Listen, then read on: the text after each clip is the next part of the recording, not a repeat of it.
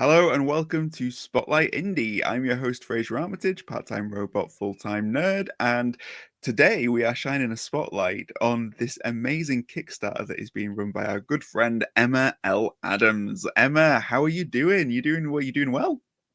Yeah, I'm doing good. Yeah. Awesome, awesome. You are right now in the middle, well, towards the end of an epic Kickstarter for an epic series. Just start off by telling us a little bit about what the Kickstarter is and a little bit about what people can expect if they were to go and check it out. So the Kickstarter is for the final book in my Death Disciple epic fantasy series. I have the first book here with its very pretty cover. And because it's the final book in the series, all four books are like available in this campaign. So it's like people who have already got the previous books can get the new one, but also it's four books. And the fourth book is a lot longer than the previous ones. It's dark epic fantasy. Set in a world with elemental magic, giant war dragons, and where the gods are real and they give their powers to mortals, but they're not necessarily very nice about it, really.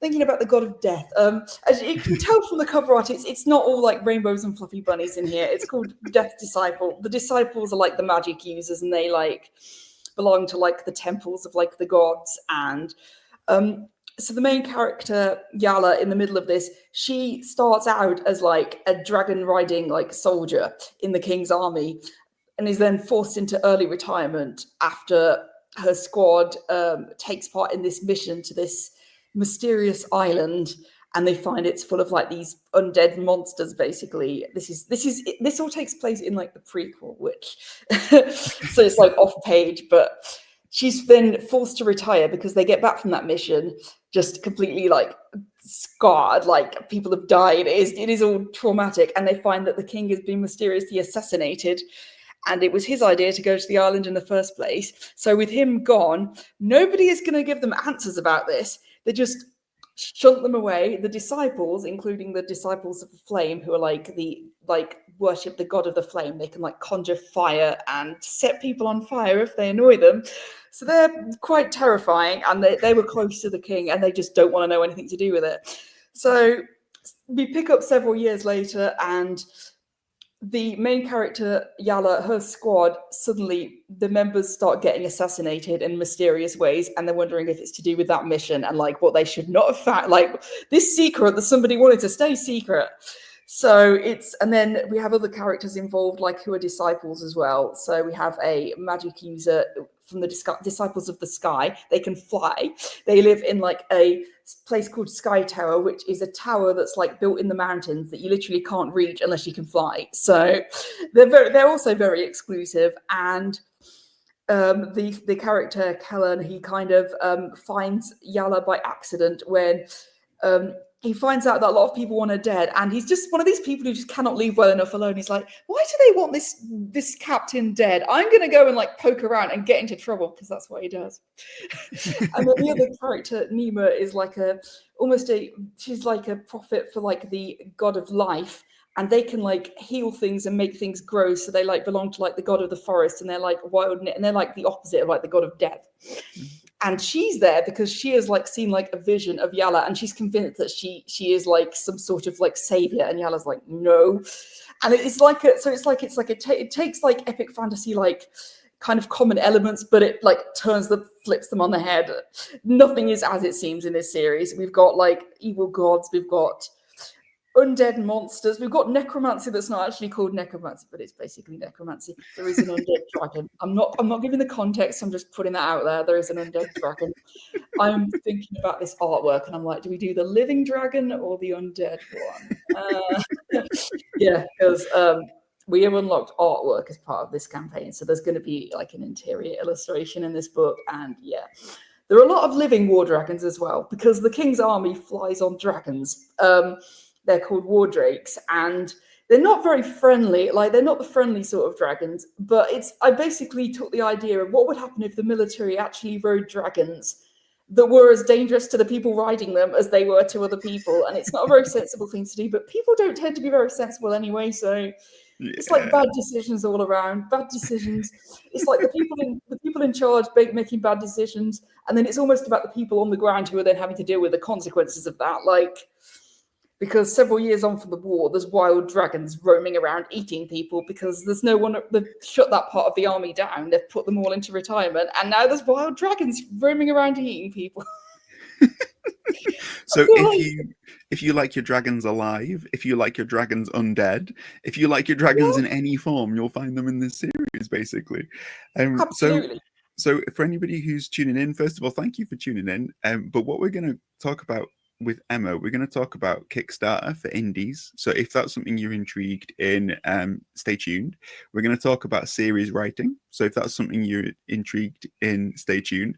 And we're going to talk about epic fantasy because Emma is kind of like a master of epic fantasy and dark fantasy. So let's start off with that, Emma. Let's start off with, because this world that you've created, like you've said, it is so vast, and it is, the scope of it is so huge, and I love it. It's epic.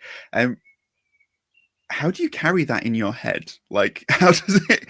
Because for me, when I get a story idea, it's usually like this very small seed that like grows and grows over time, whereas yours is kind of grown into like an entire forest.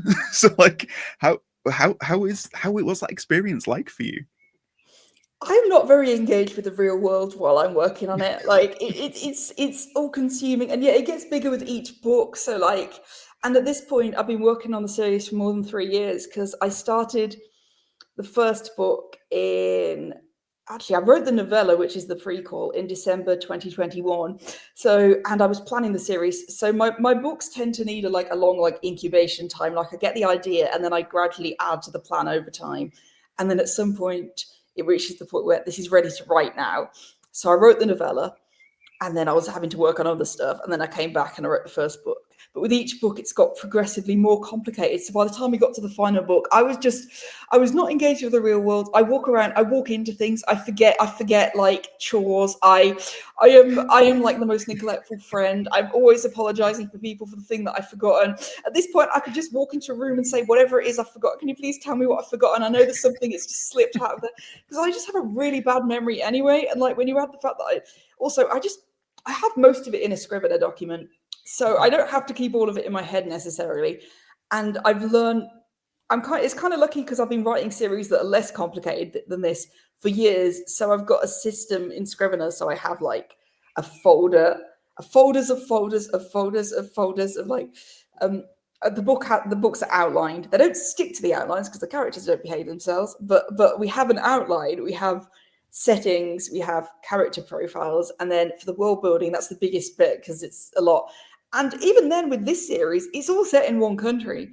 There's another country that kind of comes into it a bit because they're like the rivals and they occasionally scuffle with each other. And then I feel like if I went back to that world, I could go into that. It's always a struggle not to dive down a new rabbit hole and like unlock a new thing because every like paragraph, I'm like, ooh, I could go over there and explore that. Like, I'm like, no, we're sticking with this one country because quite frankly, it is complicated enough on its own. We've got all these factions, like, so each faction, like I've got all these folders of all the different world building elements. So that's mostly how I keep track of it. And then I just use Scrivener's search bar function a lot to search. And then even then I have to search through the previous books to check continuity. I also have a timeline that I keep. So after I finish each book, I like get all the main events, write them down. I also, because each sequel has a summary of the previous books in the front, and that is half written for me so that I have a summary of the previous books and don't have to read through the whole thing to find a stray detail. I still end up doing that anyway, but I have a bad memory and I'm like very picky about this stuff. So I would just meticulously like, have I got that right? Have I got this? God, I sent my editor like a 20-page style guide or something ridiculous. I'm like, these are the character names. These ones are all dead. Sorry. Oh, I love it. I There's love a it. lot of that sort of thing. Because you're spending so much time in this world, not in the real world, but in your fantasy world. Yeah. Um, and when you start out with a series, you might start thinking, "Oh yeah, this is fun." Is 3 years on, at the end of this series, is it still as fun to be in that world as it is when you sort of initially sort of conceived the idea and came up with the novella? Are you having more fun now at the end of the series, or has it kind of gotten to the point where you're like, that's it, I've kind of had my fill of dark fantasy for now? Like, where are you at with it? I'm in kind of a weird position with it. I mean, we'll see how I feel when I open. I got the book back from my editor a couple of days ago, and I haven't like opened it yet because I'm just like finishing up some other stuff. The Kickstarter completely distracted me, so I'm going to open that. And if I feel like it's going to be hard to let go of it, actually, because I always go through with every book, I go through a roller coaster of I don't know how I don't know how I'm gonna live without this, basically, to oh God, make it stop. Like it's been too long. I want to start something new. And the next series that I write is probably going to be dark fantasy, but completely different. All of my ideas are completely different to this one. So it's not going to be the same. It's weird because when I'm first getting into a series, I'm having fun, but also the initial like first bit is actually a struggle because I'm like, I don't know these people. Like that's why I wrote the novella first. I need to get to know the characters, and I struggle a bit. And then I almost find it smoother with sequels because I know them by then. But then when you get to the final book and you're juggling this many plot threads and it just gets overwhelming. And then part of me is just like, I'm never going to be done with this. I want to do it justice, but also I want to write something else. And I know I can't start something else because that is going to get me even more overwhelmed than I already am. So Yeah, it's a strange process, right? The things that we tie yeah, ourselves up in knots, but it's good to hear because I bet there'll be many like writers who are listening to that and feeling reassured and relieved. Like it's okay to be in the knots. It's okay because it that's like is. it's what we do, Absolutely. right? Yeah. Tell me a So little. many books, and it always happens. Tell me a little bit about the the at what point the ideas become sort of too much, because you've got like evil gods, undead monsters, dragons alive and dead and undead. You've got like all of these characters that are going around. Is there a point whereby your kind of brain kind of tells you like, that's it, this is enough, like I can't throw anything else into the mix? Is Do you reach that point with your storytelling? Yeah, it's weird because like yeah, I almost start with a piece of an idea and then add another piece.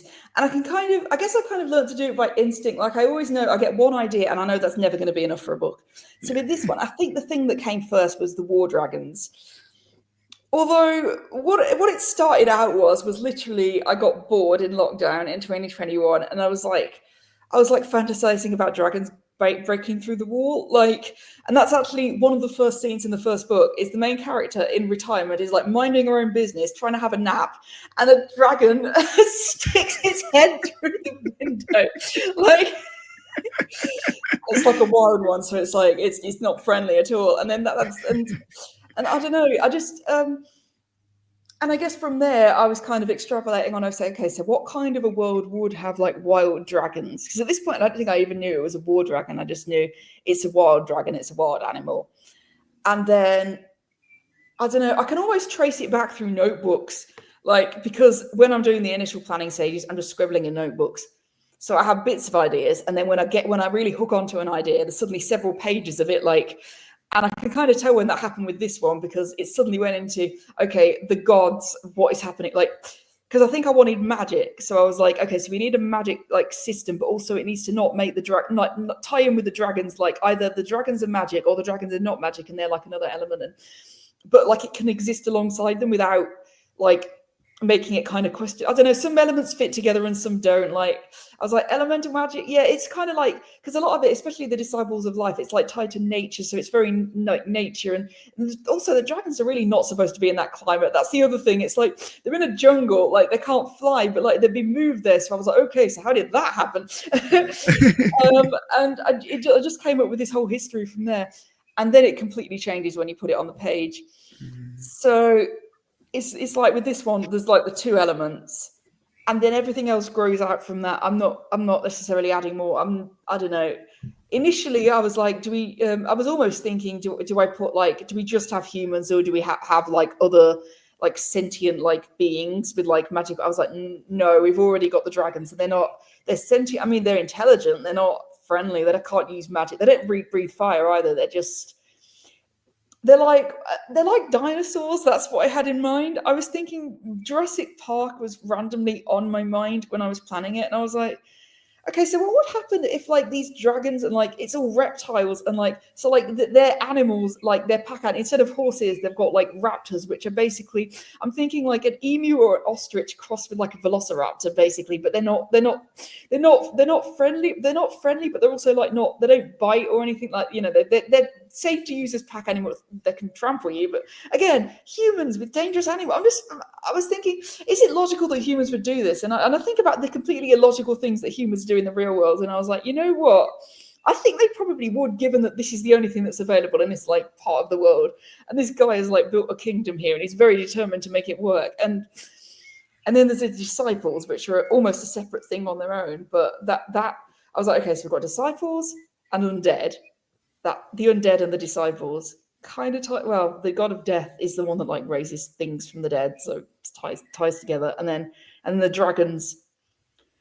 Any more ideas would absolutely be too much. So Yeah, I love it. I love the idea that you're thinking about dragons, but you've got Jurassic Park on the brain. That to me is like the perfect combination. That's amazing. that is Like, lockdown 2021. yeah, That sort of weird nonsense that I was just staring at the same wall, like you're like something's got to break through it. Please let it be a something, dragon. I Yeah. don't even know.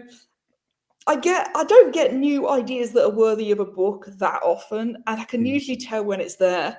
But then mm, it takes a while for it to like join together with because usually it's a world building concept or a what if question. There's no characters and there's no plot. So the idea then sits in a notebook and waits for its characters and plot to show up.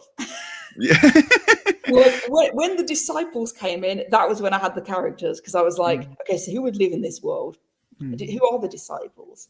How do they fit in with the oh, and then suddenly war dragons military. We've got an ex-dragon rider with some baggage and some okay. Yes.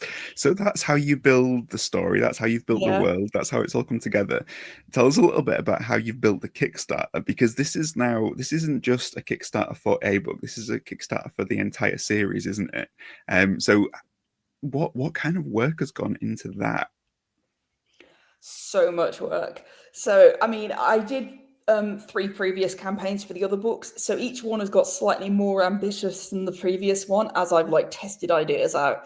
With the first one, it was just the one book. Although I was lucky in that I have a backlist. I have only 3 of my previous books are epic fantasy, but I thought some readers might want to buy my other stuff, so I added them as add-ons. And then for the tiers, I offer ebook, paperback, and hardback. And hardback, I'd never offered one of these pretty shiny hardbacks before, so I thought that's going to be the selling point. Kickstarter likes physical products.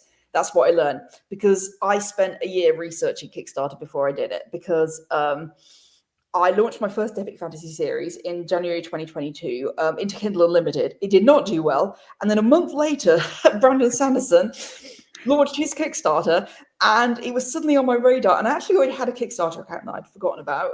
I think I used it to like support a fellow author or something, like in 2015, because that's the date that it says on my profile, but I don't know. But I'd not really looked at it since then. But then I found quite quickly that other authors are running campaigns. All of the authors who were running campaigns when Sanderson was doing his got a massive boost, because obviously it brought a lot of new readers to the platform, and also his team backed all the other Kickstarters. I knew someone who was running a campaign at the same time, and they completely surpassed their expectations because of that. And so I knew that wasn't always going to be happening. Like obviously the campaign like had an end date, and I was never going to have a book ready before then. I hadn't even written Death Disciple yet, but I knew that for my next epic fantasy series, I was going to do this. So I spent a year researching. There's a Facebook group that I'm part of that is like full of authors running Kickstarter campaigns. I saw quite a lot of other authors who got the same idea that I did and were faster about it. So I like assembled like spreadsheets of like, okay, so what are these people doing? Like, what's realistic? What are my readers likely to support? What sort of tiers? What sort of add-ons? Stretch goals? Like realistic expectations, but also what can I do if it like exceeds my expectations. So with the first one, we kept it pretty low key. Like my stretch goals were, I will get an illustrated map, which I have somewhere. and it's hand drawn and like printed into the book. And I also did chapter headers. So like little illustrations above the chapters. And then I thought, well, I'm going to have to replicate this for the other 3 books in the series. Because at that point, I knew it was going to be 4 books. Because it started out planned as a trilogy, and then by the time I'd written book 1, it expanded into 4 books. So I knew, okay, so there's going to be at least 3 more campaigns. We can get bigger with each one. It's fine. So with the second one, I then added like commissioned character art, so like a digital like art card to send to backers. So I did that for like Yala, the main character. And then in the third campaign, I did all of what I'd done in the previous one. So I did chapter headers, I did another piece of character art, this one of Kellan, and then for the third stretch goal, we did bookmarks, and they are foiled and they are gorgeous. So I'm like, I sent these to all the print backers, so I knew that with the 4th one that we were going to have to find something else that's even better than that, which you keep trying to outdo yourself. And it's a bit difficult because they're not like they're print on demand, so that there's limits to what the printer can actually do. So I'm like, I can't do sprayed edges this time, I can't this time, or foil on the book. I can do illustrations in the book, so that is what we're doing this time. We're doing black and white illustration, and then I'm also going to do I got another piece of character art of Nima, the third main character, and I'm going to get printed postcards of all 3 of those and send them to all the print backers, because I'm already sending them signed book plates, because I'm in the UK and most of my backers are global, which is really cool. But also I don't want them to pay for books to be shipped to me in the UK and then back out again. So I'm using the book plate approach. So I got a designer to do me some like a little dragon design across this book plate, and I'm signing one of them and sending them out. So yeah, and so far we've unlocked all those stretch goals, and it's still going, and we still have a few days left. So That's amazing. It's so cool. And I love that you're using what you've built in your previous Kickstarters and you're using them here, because it is a complete series thing. So people can get all of these exclusives that aren't going to be available again.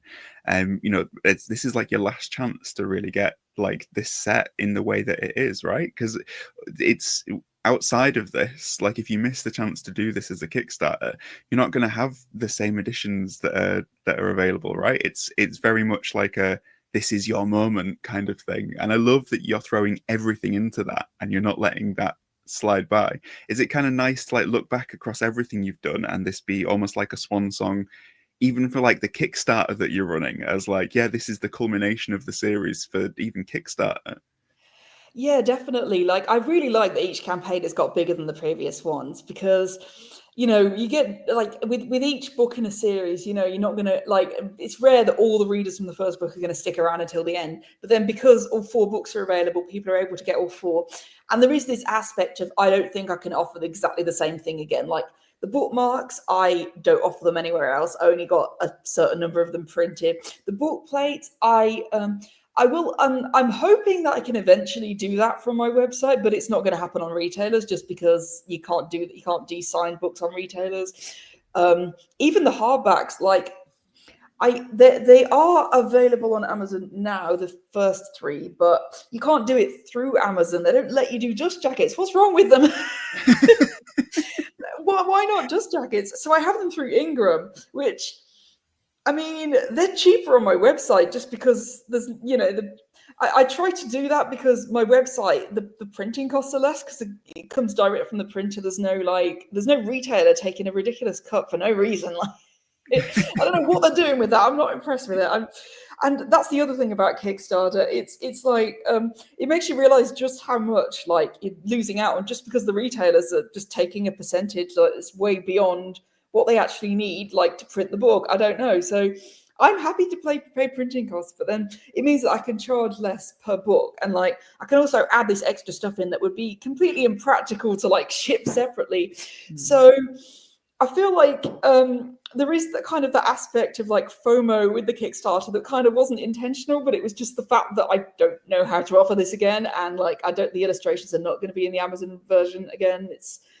It's a new, and also you get it early, because the retail release, I'm currently planning it for like September, October, depending on when the books come to me and then when they go out to backers. I like to leave at least a month or 2 to make sure everyone's got their books, and then we launch on retailers, so that they still get that exclusivity, and then while leaving time for the books to be shipped worldwide, which is it requires a bit of coordination. I think that's why like this is the only series that I'm publishing like in Epic Fantasy at the moment, because it's like 2 releases in one. It's like a coordinated like campaign. But I just love Kickstarter as a platform because it really feels like, it's author friendly. You get to keep most of the profit. You get to communicate directly with the readers.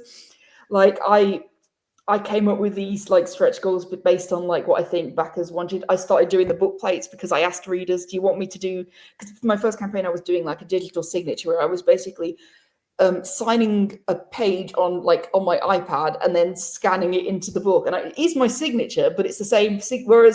And then they all overwhelmingly voted in favor of me signing it. I was like, okay, I'm happy to do that. Like, as long as I was, because you have to pay like an extra like £1 something for the envelope, but they will pay that, which is, yeah, it's fine because the digital it's still a signature and it's still mine, but it's not the same. So I kind of understand why they want me to do that. And it means that I got these little book plates, which are quite cute. So Yeah, that's really cool. And it's really interesting to hear as well from the perspective of an indie creator that about physical things on Kickstarter, because I think so much of what we create, we're looking across so many different things. We're thinking of, right, we've got the ebook we've got to think about, then we've got the paperback to think about, the hardbacks to think about, how do we make them special? How do we make it different? And it's like knowing to focus your energies into physical copies and physical things you can produce for Kickstarter is a really good tip. Have you got any other sort of like tips and things that you've learned from doing all these Kickstarters, and especially this Kickstarter that you've had this time around? Is there anything you're going to take away that you're going to apply to the next Kickstarter, or that, let's say someone's getting into Kickstarter for the first time, what tips would you give them? Well, if you're starting out on Kickstarter, the main thing, I mean, that I did was like research and like follow other campaigns, especially in like the same like subgenre. So what I did was I looked at lots of epic fantasy book 1 in series, because that's what I was doing. Because it varies by genre, although Kickstarter is quite a fantasy heavy platform. So that's why I was drawn to it. Like, because with Amazon, you kind of, a lot of the advice, it's kind of like it worked for this genre and not for that genre. It'll work if you're in Kindle Unlimited, but not if you're wide. So Kickstarter is a whole separate thing on its own. There is a Facebook group, Kickstarter for Authors. It's run by Anthea Sharp, who's an indie fantasy author, and it's got a lot of people in there now. And I joined like back when I was first starting, and she has a book on how to like Kickstarter like basics and stuff, and like a lot of the basic questions are like answered in there, because a lot of people have the same questions, and there's a lot of stuff that you don't realize until you get on there. It looks so overwhelming from the outside. And I find that, and also just getting feedback, like my first campaign, the group, like you can ask for feedback on your campaign. Like there's like a rule, you can ask for feedback once. Obviously it's kind of expected, you help other people, offer kind of advice, but then also in exchange you get like a kind of feedback on like what might not be clear, because it's hard to see when you're looking at it on your end. Like I can't look at this thing anymore. I don't know what it's going to look like. And then just stuff like being like calculating on costs and stuff like that, like looking at printers. Again, they've got lots of stuff in there like about the different printers. Like I went with quite a simple approach with mine, because I use print on demand. I use BookVault, which is based in the UK, which is helpful, but also they do hardbacks and paperbacks, and I didn't get a print run, so because I knew that I probably wasn't going to sell enough books to buy that many and have them sitting in my flat. Like I could sell them over time, but I don't have a whole lot in the way of storage space in here, so I could have kept them for future campaigns, and that is something that I might do in the future. I think what I've learned is honestly just I continually underestimate what people are actually willing to pay for. And I think it's built on this mindset that comes off retailers, because retailers, you're almost in a race to the bottom on pricing, because ebooks are cheap. It's like 99 cents or 99p, zero, like free. And having come off that straight into Kickstarter and realizing, wait, I can charge the full amount. Like people are actually willing to pay this, and like they're going to get a really good book for it. You don't feel like you're undervaluing your own work. And it's just so refreshing. Like it feels like with the retailers, you're getting forced into this, just like fighting for visibility. Whereas Kickstarter, it doesn't have bestseller lists, so there is that too. It doesn't feel competitive. It feels like you're lifting each other up. I also do like back of SWATs with other people who are like running their campaigns at the same time. So like I do an update to mine and I will point at a couple of other campaigns, like look over here, check this out. And there's a lot of that like on Facebook and stuff like that as well. So that way you kind of organize, you can like kind of organize them amongst yourselves, or like just contact other authors and get them to share, because you just don't know what people are willing to do. Like I didn't realize how so many of my readers were willing to actually come forward and like buy this extra book, because it is special. And I've never done hardback before because I just talk myself out of it. We talk ourselves down a lot as authors. I was like, no one's going to be interested in this. I have to launch at 99p again on Amazon and like rapid release. And I was exhausted because I did that for years. And I just wanted to do something special that felt special and had like artistry about it. Like, and I could like hire artists to do stuff. And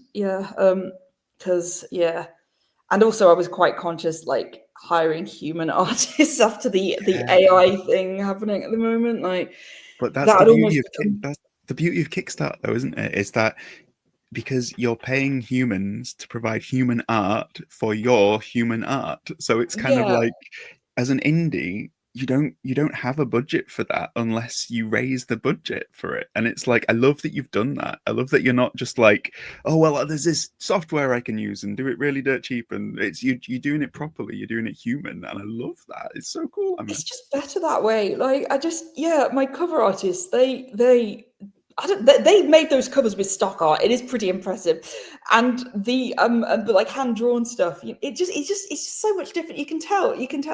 AI just has no life to it, and I know it's cheaper, and it's just I saw that and I got really annoyed at it, and I was like, I'm gonna like raise some like Kickstarter campaign money and pay for human artists to make these pretty I love that you flashed us the shiny bookmarks again. It's so good. They are so shiny. And it's just you can do whatever you want with it, really. And I just really enjoy it as a platform. I feel like it's indie friendly, and that also it's human. Like, I mean, you don't have to put like your face on it and not like a video, but it does feel like you're more face to face with the readers. And I think that is something that readers are probably looking for in an age where you can use a computer and pass it off as a human. It's just so valuable to have the human face attached to it, and to know I wrote all these words, they were all created by a human with human artists. Yeah, that was a factor as well. Yeah. So if anybody out there is wanting an epic fantasy series which is complete from beginning to end, exclusive editions which have all been produced through human art and endeavor, just check out Emma's Kickstarter. Where can people find your Kickstarter, Emma? Where can, if they look for it?